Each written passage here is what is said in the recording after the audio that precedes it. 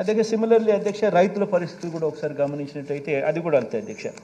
87,612 కోట్ల రూపాయల అధ్యక్ష రుణాలన్నీ కూడా రైతులందరికీ కూడా మొదటి సంతకంతోనే తాను మాఫీ చేస్తాను, బ్యాంకుల్లో పెట్టిన బంగారం నేను ఇంటికి రావాలి అని అంటే చంద్రబాబు ముఖ్యమంత్రి కావాలి అని చెప్పి రకరకాలుగా టీవీలలో అడ్వర్టైజ్మెంట్లు వేయడము, ప్రతి చోట కూడా అబద్ధాలతో మోసాలతో మీటింగులు పెట్టడం, ఇవన్నీ చెప్పి ఏ రకంగా మోసం చేసి లాస్ట్కి 87,612 కోట్ల రూపాయలు రైతులు ఈయన కట్టద్దు అని అంటే కట్టకపోవడం వల్ల అవి తడిసి మూపుడైపోయిన పరిస్థితులు కనిపిస్తూ ఉన్నాయి. బ్యాంకుల్లో పెట్టిన బంగారం ఇంటికి రాని పరిస్థితి కనిపిస్తూ ఉంది.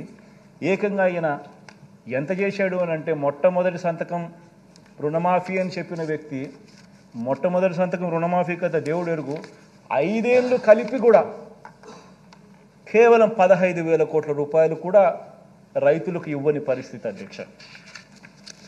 దీంతో రైతులు జీవితాలే నిజంగానే అగమ్యగోచరంగా కూడా తయారైన పరిస్థితులు కూడా మనమంతా మన కళ్ళతోనే మనం చూసాం.